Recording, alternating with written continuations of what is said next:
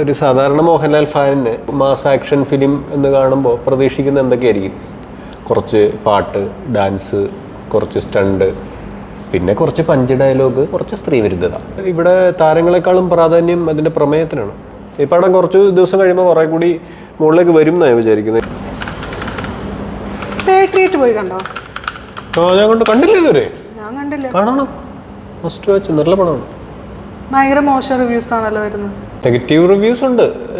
റിവ്യൂസിനപ്പുറം theatre response എന്ന് അതിനെ വിളിക്കാനാണ് ഞാൻ ഇഷ്ടപ്പെടുന്നത്. കാരണം ആദ്യത്തെ ഒരു കുറച്ച് ദിവസങ്ങളിൽ വരുന്നത് മുഴുവൻ താരാരാധകരായിരിക്കും. എസ്പെഷ്യലി മോഹൻലാൽ ഫാൻസ് ആയിരിക്കും ഏറ്റവും കൂടുതൽ. അങ്ങനെ പടം കാണാൻ വരുന്നവർക്ക് ഈ പടം ഇഷ്ടപ്പെടാൻ സാധ്യത കുറവാണ്. അതെന്താ മോഹൻലാലിന് ഇതിൽ വലിയ പ്രയോറിറ്റി ഒന്നും? മോഹൻലാലിന് പ്രയോറിറ്റി ഇല്ലാത്തത് കൊണ്ടല്ല. സാധാരണ ഒരു സാധാരണ മോഹൻലാൽ ഫാനിന് മോഹൻലാൽ പടങ്ങളിൽ അല്ലെങ്കിൽ പ്രത്യേകിച്ച് ഒരു മാസ് ആക്ഷൻ ഫിലിം എന്ന് കാണുമ്പോൾ പ്രതീക്ഷിക്കുന്ന എന്തൊക്കെയായിരിക്കും? കുറച്ച് പാട്ട്, ഡാൻസ്, കുറച്ച് സ്റ്റണ്ട്, പിന്നെ കുറച്ച് പഞ്ച് ഡയലോഗ്, കുറച്ച് സ്ത്രീവിരുദ്ധത. ഇതൊന്നും പേരിന് പോലും ഇല്ലാത്ത, അല്ലെങ്കിൽ ആക്ഷനൊക്കെ ഉണ്ട് പക്ഷേ ഉദ്ദേശിക്കുന്ന രീതിയിലുള്ള സംഭവങ്ങളല്ല. സ്വാഭാവികമായിട്ടും ആരാധകരെ തൃപ്തിപ്പെടുന്ന എലമെൻസിൽ കുറവാണ്. അത്തരം ആരാധകരെ ഇപ്പോൾ ഷാജി കൈലാസിൻ്റെയോ രഞ്ജിത്തിൻ്റെയോ ഒക്കെ സിനിമ കാണാൻ പോകുന്ന രീതിയിൽ മഹേഷ് നാരായണൻ്റെ സിനിമ അതേ മനോഭാവത്തോടെ കാണാൻ വന്നാൽ ഇഷ്ടപ്പെടില്ല. പക്ഷെ മോഹൻലാലും മമ്മൂട്ടിയും ഏറെ കാലത്തിന് ശേഷം ഒരുമിച്ച് അഭിനയിച്ച ഒരു സിനിമ എന്ന് പറയുമ്പോൾ ഫാൻസിന് അതിലൊരു എക്സ്പെക്ടേഷൻസ് ഒക്കെ ഉണ്ടാവില്ലേ? ഫാൻസിൻ്റെ എക്സ്പെക്ടേഷൻ ഒരു ക്ലാസിക് സിനിമ പ്രേക്ഷകർക്കൊക്കെ ഇത് ഇഷ്ടപ്പെടും തന്നെ ഞാൻ വിചാരിക്കുന്നത്. ആ മസാല എലമെൻസിലാണ് ഇതിൽ കുറവുള്ളത്, സിനിമാറ്റിക് എക്സ്പീരിയൻസിലല്ല. പിന്നെ എന്തിനാണ് ഈ മലയാളത്തിൽ ബിഗ് എംസിനെ കൊണ്ടുവരുന്നു എന്നുള്ള ഒരു ബിഗ് എംസ് എന്ന് പറഞ്ഞാൽ അവർ തന്നെ പറഞ്ഞിട്ടുള്ള, മമ്മൂട്ടിയുടെ ഒക്കെ ഇൻ്റർവ്യൂവിൽ നമ്മൾ മുൻപ് കണ്ടിട്ടുണ്ടാവും, ഞാൻ ആദ്യം ഒരു നടനാണ് പിന്നീടാണ് താരമാവുന്നത് എന്നുള്ളത്. ആ നടന്മാരെയാണ് ഇവിടെ ഉപയോഗിച്ചിരിക്കുന്നത്. മമ്മൂട്ടി മോഹൻലാൽ മാത്രമല്ല, അതിനകത്ത് വലിയ താരനിര തന്നെയുണ്ട്. സമീപകാലത്ത് ഇത്രയും വലിയ, എനിക്ക് തോന്നുന്നു 2020 ശേഷം ഇത്രയും വലിയൊരു താരനിര വന്ന മലയാള സിനിമകൾ അപൂർവം. അങ്ങനെ ഒരു തീമിൽ ഇവിടെ താരങ്ങളെക്കാളും പ്രാധാന്യം അതിൻ്റെ പ്രമേയത്തിനാണ്. വളരെ സമകാലിക പ്രാധാന്യമുള്ള കാര്യങ്ങൾ, കുറച്ച് രാഷ്ട്രീയ അവബോധം, കുറച്ചൊരു ടെക്നിക്കലി അവെയറായ പത്രങ്ങൾ വായിക്കുകയോ വാർത്തകൾ കാണുകയൊക്കെ ചെയ്യുന്നവർക്ക് നല്ല രീതിയിൽ കണക്ട് ചെയ്യാൻ പറ്റുന്ന തീമാണിത്. അതിനുവേണ്ടി ഒരു വലിയ രണ്ട് താരങ്ങളെ യൂസ് ചെയ്യേണ്ട കാര്യം അതിനു വേണ്ടിയല്ല, അവരെ ഇതിനകത്ത് ആവശ്യമുണ്ട്. ഈ ക്യാരക്ടറിലെ മമ്മൂട്ടി അല്ലാതെ ഒരാളെ സങ്കല്പിക്കാൻ ബുദ്ധിമുട്ടാണ്. അപ്പോൾ മമ്മൂട്ടിക്കാണ് പ്രയോറിറ്റി എന്നൊന്നും ഞാൻ പറയുന്നില്ല. ആ കഥയ്ക്ക് തന്നെയാണ് പ്രയോറിറ്റി. മമ്മൂട്ടിക്കൊപ്പം പ്രയോറിറ്റി ഇപ്പൊ കുഞ്ചാക്കോവനെയും ഫഹദിനെയും മാറ്റി നിർത്താൻ പറ്റില്ല. അവരും ഈക്വലി ഇമ്പോർട്ടൻ്റ് ആണ് അതിൽ. അപ്പൊ ഈ വാർത്തേനെ കുറിച്ച് വലിയ ധാരണകളൊന്നും ഇല്ലാത്തവർ ഈ പടം കണ്ടാ പിടിക്കൂലേ? പിടിക്കായിക്കൊന്നുമില്ല. പക്ഷേ അതിനെക്കുറിച്ച് കുറച്ച് അവയർനെസ് ഉള്ളവർക്ക് കൂടുതൽ അത് കണക്റ്റ് ആവും. കാരണം ഇന്ദിരാഗാന്ധിയുടെ കാലം തൊട്ട്, രണ്ടാം മൻമോഹൻ സർക്കാരിൻ്റെ കാലം തൊട്ട്, ഒന്നാം മോദി സർക്കാരിൻ്റെ കാലം തൊട്ട്, ഇപ്പോൾ ഏറ്റവും പുതിയ പെഗാസസ് സ്പൈവെയർ ഉണ്ടല്ലോ ഇസ്രായേലിൻ്റെ, അതുവരെയുള്ള കാര്യങ്ങൾ ഇതിനകത്ത് പരാമർശിച്ചു പോവുകയോ പ്രധാന സന്ദർഭങ്ങളാവുകയോ ഒക്കെ ചെയ്യുന്നുണ്ട്. അപ്പോൾ ഇതൊരു രാഷ്ട്രീയ സിനിമയാണോ? ഓഫ് കോഴ്സ്, ഇതൊരു പൊളിറ്റിക്കൽ ത്രില്ലറാണ്. ആക്ഷൻ ഡ്രാമയൊക്കെ ഉണ്ട്, പക്ഷേ ഒരു പൊളിറ്റിക്കൽ സിനിമയാണ്. ഞാൻ പറയട്ടെ, മോഹൻലാലിൻ്റെ ഫാൻസ് എക്സ്പെക്ട് ചെയ്യുന്ന ഒരു സംഭവം ഇല്ലെങ്കിൽ ആ പടം ഹിറ്റാവില്ല എന്നുള്ളത് മോഹൻലാലിന്റെ അതല്ല, ഒരിക്കലും അല്ല. അതെങ്ങനെയാണ്? മോഹൻലാലിന്റെ ഫാൻസിന് ഇഷ്ടപ്പെട്ടോണ്ടാണോ വാഴ ഇവിടെ ഹിറ്റായത്, അല്ലെ ആട് ഹിറ്റായത്? അതിൽ മോഹൻലാൽ അഭിനയിക്കുന്നില്ലല്ലോ.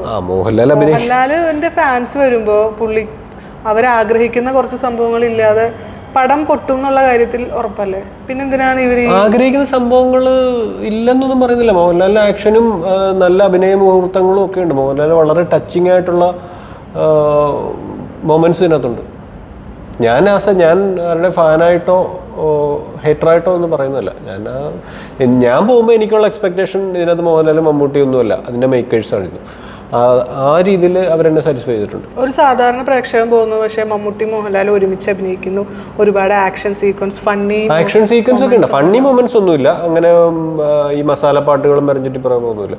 പാട്ടുണ്ട്, പക്ഷെ ആ പാട്ട് ഇപ്പൊ സുഷിൻ ശ്യാമിൽ നിന്ന് എക്സ്പെക്ട് ചെയ്യുന്ന സാധനം ചിലപ്പോൾ കിട്ടുന്നില്ല. കാരണം അതൊരു പോയട്രി പോലത്തെ ഒരു പാട്ട്, അത് പാടിയിരിക്കുന്നത് മമ്മൂട്ടിയാണ്. പാടുക എന്നുള്ള രീതിയിലല്ല, അത് വേറൊരു ക്രിയേറ്റിവിറ്റിയാണ്. അത്തരം ഓഫ് ബീറ്റ് പടമൊന്നുമില്ല, മെയിൻ സ്ട്രീം പടം തന്നെയാണ്. പടം കണ്ടു നമുക്ക് ഇഷ്ടപ്പെടും. എൻ്റെ വിശ്വാസം അതാണ്. ഈ പടം കുറച്ച് ദിവസം കഴിയുമ്പോൾ കുറേ കൂടി മുകളിലേക്ക് വരും എന്നാണ് വിചാരിക്കുന്നത്. ഇതിൻ്റെ തുടക്കത്തിലുള്ള ഈ ഫാൻ ഫാൻസിൻ്റെ ഒരു തിരക്ക് കഴിയുമ്പോൾ ക്ലാസിക് വ്യൂവേഴ്സിനാണ് എക്സ്പെക്ട് ചെയ്യുന്നതെന്ന് വെച്ചിട്ടുണ്ടെങ്കിൽ ലോക്കൽസിന് ഇഷ്ടപ്പെടാൻ വഴിയില്ലല്ലോ. അങ്ങനെ ക്ലാസിക് ലോക്കൽ വേർതിരിവൊക്കെ ഈ സിനിമയിലൊക്കെ പറയാം. ഇപ്പം മഴസരേണ്ട ഇതിന് മുന്നത്തെ സിനിമകളൊക്കെ ഒന്ന് ആലോചിച്ച് നോക്കും.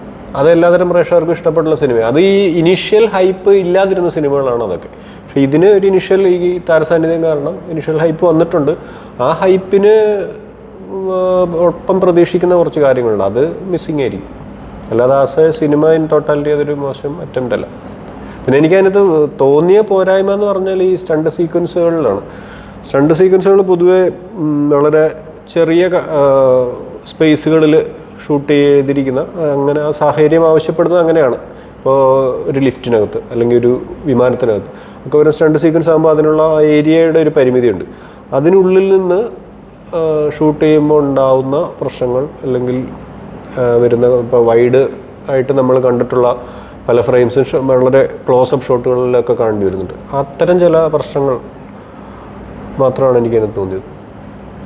ഈ മമ്മൂട്ടി മോഹൻലാലിനൊക്കെ ഒഴിച്ചു നിർത്തിയാലേ ഈ നയൻതാരയ്ക്കൊന്നും അതിലൊരു കാര്യമായിട്ടുള്ളൊരു പ്രയോറിറ്റി ഒന്നുമില്ല അങ്ങനെ ഒരു എന്ന് പറയാൻ പറ്റില്ല. കാരണം ഇപ്പൊ എന്താ ഞാൻ പറഞ്ഞല്ലേ, ഈ ഒരു പൊളിറ്റിക്കൽ ബാക്ക്ഗ്രൗണ്ട് ഈ സിനിമയ്ക്കുണ്ട്. ഇന്ത്യൻ രാഷ്ട്രീയത്തിൽ സ്ത്രീകൾക്ക് എത്ര പ്രാധാന്യം ഇപ്പോൾ ഉണ്ടോ അതിൽ കൂടുതൽ ഈ പടത്തിൽ നമുക്ക് കാണാൻ പറ്റും. കാരണം ഇതിലിപ്പോൾ നയൻതാര നമ്മൾ ഏറ്റവും അറിയപ്പെടുന്ന ഒരു പേരായതുകൊണ്ട് നയൻതാരയെ കുറിച്ച് പറയുന്നു. പക്ഷെ ഇതിനകത്ത് രേവതി അവതരിപ്പിക്കുന്ന വളരെ സ്ട്രോങ് ആയിട്ടുള്ള ഒരു കഥാപാത്രമുണ്ട്. അത് കാണുമ്പോൾ മനസ്സിലാവും അത് ആരെയാണ്, അല്ലെങ്കിൽ ആരെയൊക്കെ ആരിൽ നിന്നൊക്കെ ഇൻസ്പയർ ആയിട്ട് ചെയ്തിരിക്കുന്ന ക്യാരക്ടറാണെന്നുള്ളത്. പിന്നെ ദർശനയുടെ ഒരു ക്യാരക്ടറുണ്ട്, പിന്നെ അതിലൊരു സ്കൂൾ കുട്ടി. ഇവരുടെയൊക്കെ സ്ട്രോങ് ക്യാരക്ടേഴ്സാണ്. സ്ത്രീ കഥാപാത്രങ്ങൾ ഇമ്പോർട്ടൻ്റ് ആണ് അതിൽ നയൻതാരയേക്കാൾ പ്രാധാന്യം മറ്റു പലർക്കും കിട്ടുന്നുണ്ട്. നയൻതാര മോശമാണെന്നല്ല. അതുകൂടാതെ സരൺ ഷിഹാബിൻ്റെ ഒരു ക്യാരക്ടറുണ്ട്. അതൊക്കെ അതാണെന്ന് തോന്നുന്നു ഇതിൽ ഒരു പക്ഷേ ഇതിനേക്കാൾ കൂടുതലൊക്കെ സ്ക്രീൻ സ്പേസ് കിട്ടുന്ന ഒരു കഥാപാത്രം സരൺ ഷിഹാബിൻ്റെ ആണ്. എന്തായാലും പടം പൊട്ടിപ്പോയൊരു ഫീലാണ്. ആ പടം പൊട്ടിയത് വെച്ചിട്ടൊന്നും ഒരു പടത്തിൻ്റെ ക്വാളിറ്റി അളക്കാൻ പറ്റില്ല. മലയാളികൾ ഇപ്പോൾ ആഘോഷിച്ചുകൊണ്ടിരിക്കുന്ന ഏതാണ് തൂവാനത്തുമ്പികളും മായാമയൂരവും ചന്ദ്രോത്സവം ഒക്കെ വന്ന് ഇറങ്ങിയപ്പോൾ പൊട്ടിപ്പോയ പടങ്ങളാണ്. അതിലൊന്നും കാര്യമൊന്നുമില്ല. ഇതിന് സീക്വൽ ഇറങ്ങുന്നുണ്ടെന്നൊരു ഡിസ്കഷൻ കേട്ടല്ലോ, ഉള്ളതാണോ? അതെനിക്കറിയില്ല. സീക്വലുള്ള സ്കോപ്പൊക്കെ ഉണ്ട്. അങ്ങനെ ഒരു എൻഡിങ്ങിലാണ് കൊണ്ട് നിർത്തിയേക്കുന്നത്. Daniel James still strong. Liver cirrhosis ഒക്കെ മാറി ആരോഗ്യവാനായിട്ട് പോകുന്നതാണ്.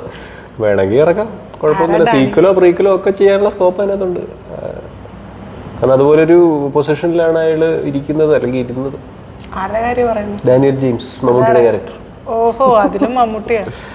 മോഹൻലാൽ പിന്നെ മുമ്പ് ചെയ്തിട്ടുള്ള പോലുള്ള ചെയ്ത് ഹിറ്റാക്കിയിട്ടുള്ള പോലുള്ള ഒരു ക്യാരക്ടർ തന്നെയാണ് ഇതിനകത്ത്. അതിന് സ്കോപ്പ് ഉണ്ട്. ഇഷ്ടപ്പെട്ടില്ല. എന്നിട്ട് ഫാൻസ് ഇഷ്ടപ്പെടാത്തത് ഞാൻ ഫാൻസിന്റെ കാര്യമാണ് പറഞ്ഞത്. അതായത് പക്ക ഫാൻസ്. ഇപ്പൊ എങ്ങനെയാ പടം? ഒരു ലെഫ്റ്റ് മനോഭാവമുള്ള ഒരു പടമാണ്? അല്ലല്ല, ലെഫ്റ്റ് റൈറ്റ് അങ്ങനെ ഒരു കൺസെപ്റ്റ് അല്ല. ഇതായത് ദേശീയ രാഷ്ട്രീയത്തിൽ നമ്മളൊക്കെ കണ്ടിട്ടുള്ള ഒരുപാട് സംഭവങ്ങൾ കണ്ടിട്ടല്ലെങ്കിൽ നമ്മുടെ കാലത്തിന് മുന്നേ നടന്നിട്ടുള്ള കാര്യങ്ങളും ഉണ്ടാവും. കുറച്ച് വായിച്ചൊക്കെ അറിഞ്ഞിട്ടുള്ള കാര്യങ്ങൾ, വളരെ പ്രസിദ്ധമോ കുപ്രസിദ്ധമോ ആയ റൂമറുകൾ ഒക്കെ ഡയറക്റ്റായിട്ടൊന്നും അവതരിപ്പിക്കുന്നില്ല. അത് മനസ്സിലായില്ലെങ്കിലും ഒരു തരത്തിലും ആസ്വാദനത്തെ ബാധിക്കില്ല. പക്ഷേ ഒരു 80s തൊട്ട് ഇങ്ങോട്ട് ഉള്ള കുറേ സംഭവങ്ങൾ അതിനകത്ത് പ്രതിപാദിച്ചു പോകുന്നുണ്ട്. അത് അതിനെക്കുറിച്ച് കൂടുതൽ പറഞ്ഞു കഴിഞ്ഞാൽ സ്പോയിലറാവും. അങ്ങോട്ട് നമുക്ക് പോകണ്ട. അത് പോയി കണ്ടിട്ട് തന്നെ മനസ്സിലാക്കുമ്പോൾ അതൊരു ഹൈ മൊമെൻ്റ് ആണ്. അത്തരം മൊമെന്റ്സ് കുറേ ഉണ്ട് അതിൽ. കാണാല്ലേ? ഞാൻ അങ്ങനെ കാണണമെന്ന് തന്നെ പറയുള്ളൂ. പിന്നെ ഈ പറഞ്ഞ എന്താ പറയുന്നത്, പ്രെജുഡിസസ് ഇല്ലാതെ പോയി കാണാം. പടം നല്ല ഫ്രഷ് മൈൻഡോടെ പോയി കാണാം.